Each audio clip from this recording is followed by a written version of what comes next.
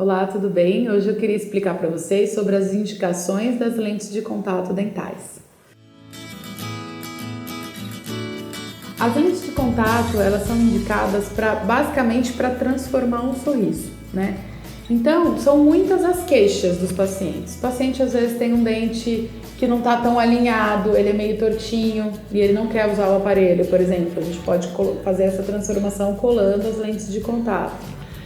O paciente tem o dente muito amarelado e não consegue resolver com clareamento. Então, de repente, pacientes que têm dentes com manchamentos de antibióticos, tem aquelas linhas no meio do dente que acaba sendo um processo mais difícil de resolver com clareamento. Às vezes ele não responde tão bem ao clareamento, continua com aquela linha, né? Então a gente pode recobrir esse dente com as lentes de contato dentais. Por exemplo, um paciente que tem um ou outro dente que já tem grandes restaurações, né? É muito comum o paciente, quando é criança, cai, bate a boca, aí ele faz uma restauração grande, aí vai trocando cada vez mais. Chega num estágio em que aquela restauração já não dura mais, ou ela já não fica mais tão bonita, ou ela mancha com muita facilidade. E aí o paciente gostaria de uma coisa um pouco mais definitiva, mais resistente, porque as resinas, né, as resinas compostas que a gente usa para restaurações anteriores, elas são muito mais frágeis. O paciente não pode morder com o dente da frente, coisas muito duras.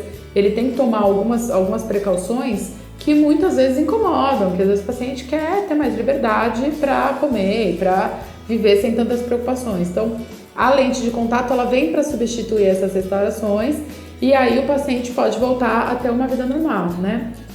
Com as porcelanas, que são as lentes de contato, o paciente pode morder, ele pode mastigar com facilidade, de repente, se ele tem uma oclusão que não é tão perfeita, né? O guia da oclusão às vezes não é tão legal, então é uma resina que lasca toda hora, porque conforme a mastigação, conforme a oclusão, ela sofre sempre um impacto e a porcelana ela já dura mais nesse sentido. Então, a lente de contato é basicamente uma transformação de tamanho, de formato, de textura, de cor. Tudo que não está tão legal, a gente consegue trocar pelas porcelanas, né? Fazer um projeto de rejuvenescimento, traçar novas linhas, deixar o dente mais alinhado e aí sim colar as lentes de porcelana, né? Então, elas são basicamente para algum tipo de transformação que o paciente queira fazer.